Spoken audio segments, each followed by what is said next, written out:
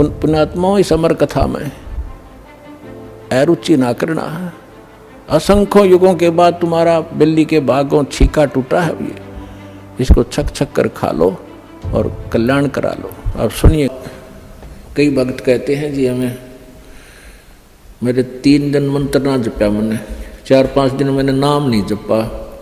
क्यों नहीं जपा? कि टेंशन हो गई थी। अरे भले आदमी टेंशन तो हो जा, खैर टेंशन भी हो जाए, लेकिन भगवान की भक्ति भी अपना करता रहे दुखी सुखी होकर। उस टेंशन को भी पड़ी रहेगी, लेकिन मंत्र भी थोड़ा बहुत कर लेना चाहिए, छोड़ना नहीं चाहिए। अब ये तो मंत्र, इस काल ने तो इतनी टेंशन कर रखी है इस प्राणी के साथ में, गिनती है कोई ना। घर में को वासनी हो जाए तो टेंशन, और छोटे मोटे व्यवसाय में 100 घाटे बाधे हों उसमें टेंशन, पता नहीं कितने प्रकार की समस्याएं हमारे जान में डाल रखी काल ने। काल का ये उद्देश्य है कि ये भक्ति ना करें।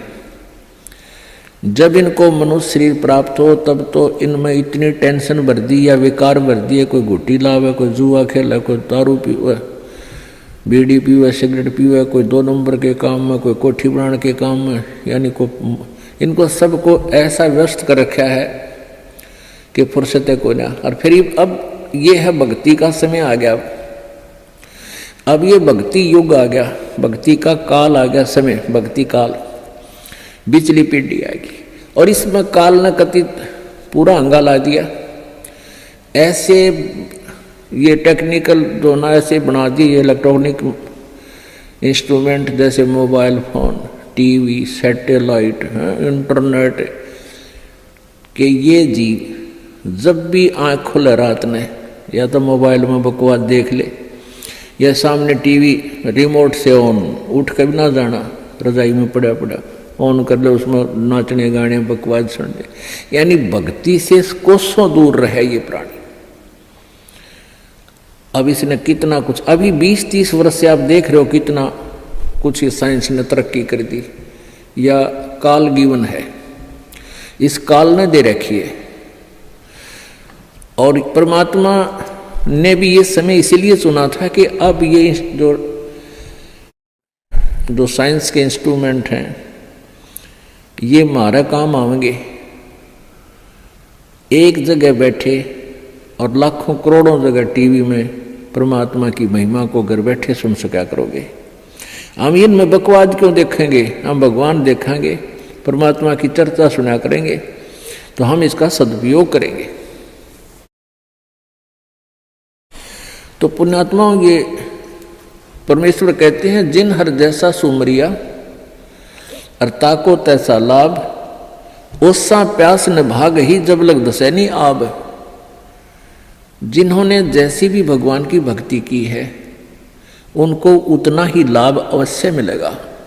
और ओस पीने से प्यास नहीं बुझती, ओस चाटने से प्यास नहीं बुझती।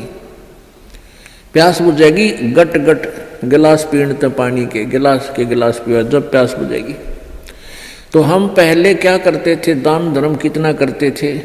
2 रुपये चढ़ा दिए को 5 मुश्किल थे, 10 चढ़ा दिए तो बड़े खुश होया करते थे। या 100 रुपये का प्रसाद बांट दिया हनुमान जी के मंगलवार ने, तो ये हमारी पूजाएं थी। तो ये तो हम ओस चाट रहे थे। और अब आप देख रहे हो पाठ के पाठ करवाए जा रहे हैं, भगवान के हवन के लिए जोत के पैसे, जोत का घी दान किया जा रहा है, ये गिलास के गिलास पिए जा रहे हैं और इनसे प्यास बुझेगी। कोई पाठ करवा रहा है, कोई वैसे गुप्त दान, खूब वैसे दान दे रहे हैं, तो ये गिलास के गिलास पानी के पिए जा रहे हैं, इनसे प्यास बुझेगी, इनसे आपको पूर्ण लाभ होगा। और सतभक्ति मंत्र करेंगे, आजीवन मर्यादा रहेगी। अब ये टेंशन तो काल ने या पैदा कर रखी है कि वो भक्ति ना कर सके, लेकिन इन टेंशनों में ही आपने भक्ति करनी पड़ेगी। चाहे रो के करो, चाहे खुश होकर कर लो, दुखी होकर कर लो।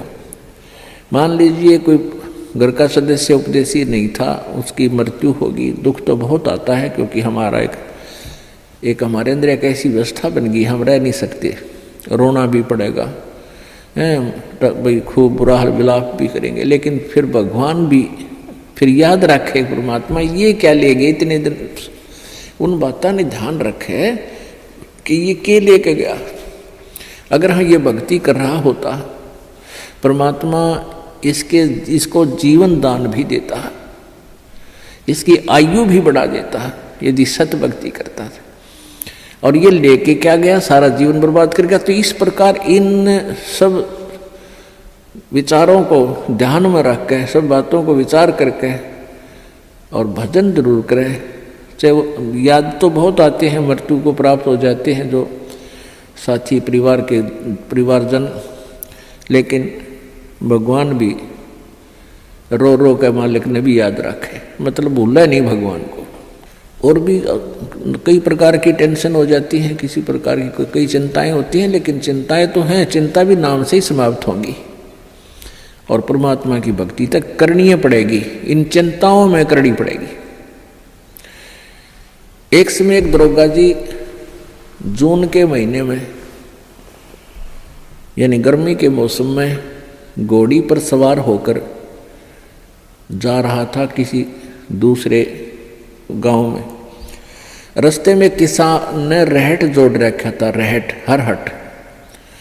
वो रहट क्या होता था कि उसमें एक पुली होती थी लोहे की, उस पुली के ऊपर के ऐसे एक चैन डाल दी जाती थी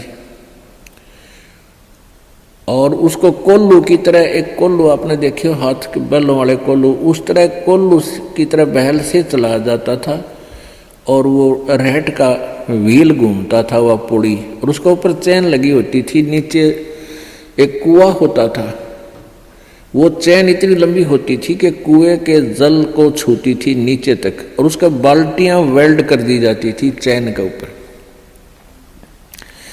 और वो बैल से बैलों को घुमाया जाता था कोल्लू की तरह, तो वो व्हील घूमता था, वो पुड़ी घूमती थी, वह चैन साथ में घूमती थी और नीचे से पानी आकर के खेतों में डलता था और खाली बाल्टियां वापस चली जाती थी और भरी बाल्टियां चैन के साथ ऊपर आती थी, ऐसे चलती थी। तब वो पानी खेतों में सिंचाई के काम आता था। तो किसान की घोड़ी को प्यास लगी, किसान को भी प्यास लगी। उसने देखा कि सामने रहट चल रहा है और पानी पीवेंगे, घोड़ी को भी पिलाएंगे। अब जो ही उस घोड़ी को निकट लाया वो दरोगा यानी वो SHO,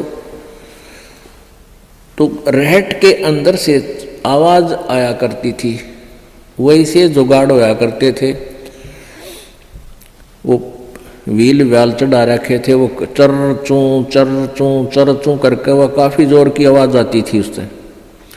वह घोड़ी उस चरचू ने सुनकर, ची चू ने सुनकर, और वह फड़क गई, 1 किला दूर जाके डटी।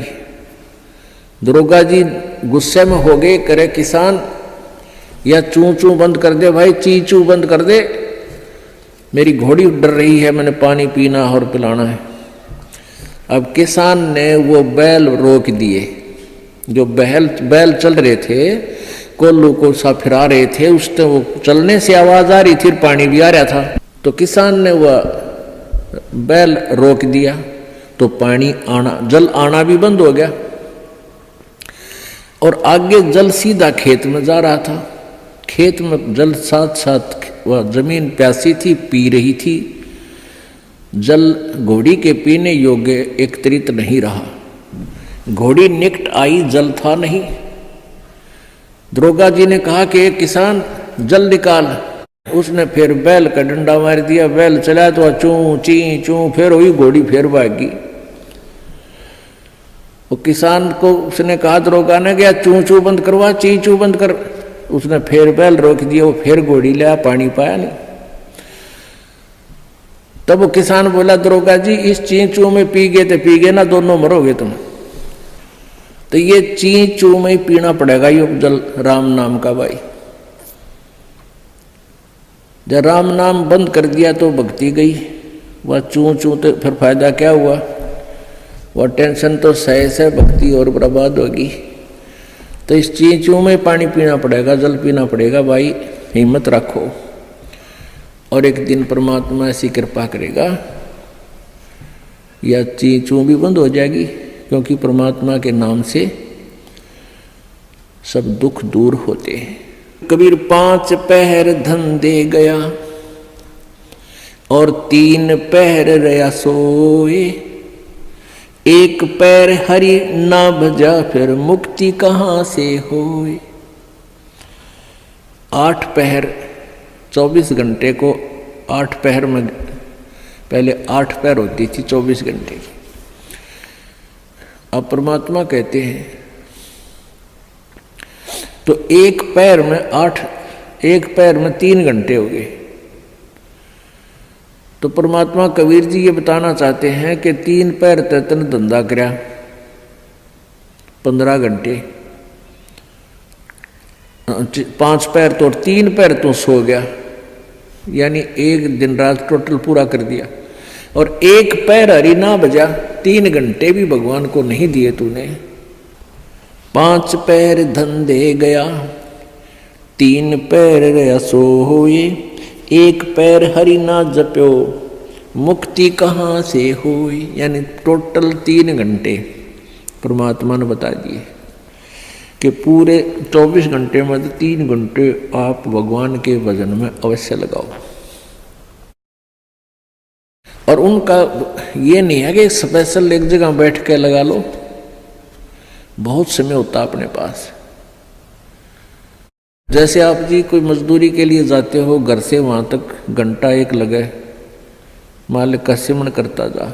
बस में बैठकर जा रहे हो कहीं काम, बस वहां भक्ति करें। खेतों में जा रहे हो, खेतों से घर से लेकर वहां तक जो खूब भक्ति करे, अपना मंत्र ने याद रखे। और बहुत से ऐसे कार्य हैं जो काम करते करते भी हम भगवान की भक्ति कर सकते हैं। जैसे खेत में आली हल जोतता है, हमने देखे पहले ये आली में लक्ष्मी चंद की रागनी गाए जाते, हल भी जोड़े जाते। तो आप भगवान की भक्ति भी करे, कभी आरती करने लग जा, कभी भगवान की वाणी बोलने लग जा। कोई फिल्मी गाने गावे है, कोई और बकवास सोच रहा है। तो इस प्रकार हमने अपना सुमरण में 3 घंटे का समय निकालना चाहिए।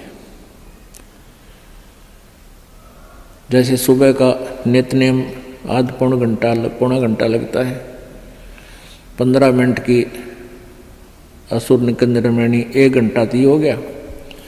आध 35 मिनट की आरती होती है, 1.5 घंटा। बाकी 1.5 घंटा आपका सिमरण भी हो जाए ना, सिमरण आध घंटा मंत्र, 1 घंटे का श्वास का सिमरण। तो इतना भी आप कंटिन्यू कर लोगे तो भी आपका बेड़ा पार हो जाएगा। ये सत्कर मान ली, क्योंकि आप जी बहुत से पापों से बच गए, सब बुराइयां त्याग दी, भगवान से डर कर रहने लग गए। इच्छा कर मारे नहीं, बिन इच्छा मर जा, कह कबीर तास का पाप नहीं लगा। जैसे जब तक आप जी ने ये सद्भक्ति नहीं ली, परमात्मा कबीर जी की साधना नहीं की करते, तो और उपासना जो करते हैं ब्रह्म तक, पर ब्रह्म तक, ब्रह्मा विष्णु महेश और दुर्गा तक, इसमें सभी जो पूजाएं करते हो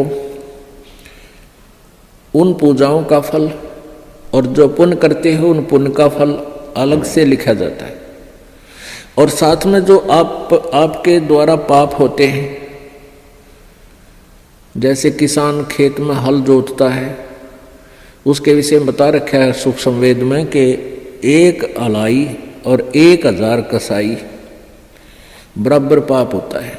1 अड़ाई होती है 30 फुट चौड़ा, 20 फुट चौड़ी और 200 फुट लंबी, किले की, एकड़ की, इतना स्थान जिसमें से हल आड़ी ऐसे एक अड़ाई बोलता था उसको ऐसे बैल को ले जाता आखिरी सिरे से और फिर उसको ऐसे जोतता था, बाया करता।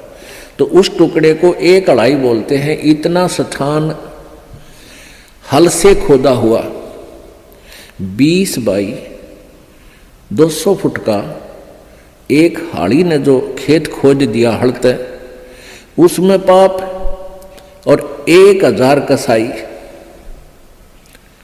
1 बराबर पाप होता है। क्योंकि उसमें ना जाने कितने जीव जंतुओं के पेटा में गए, फाड़ी निकाल दी, वो कुछ निकाल दी, और उसको इतना पाप होता है। अच्छा, फिर उसको पुण्य भी होता है, क्योंकि उस खेत में गेहूं बो दिए, बाजरा बो दिया, और चने बो दिए, ज्वार बो दी, तो उससे ऑटोमेटिकली कुछ बीज झटका जमीन पे गिर जाता है, उसको जीव जंतु खाते हैं, तो वो उसके गुड अकाउंट में और पाप बैड अकाउंट में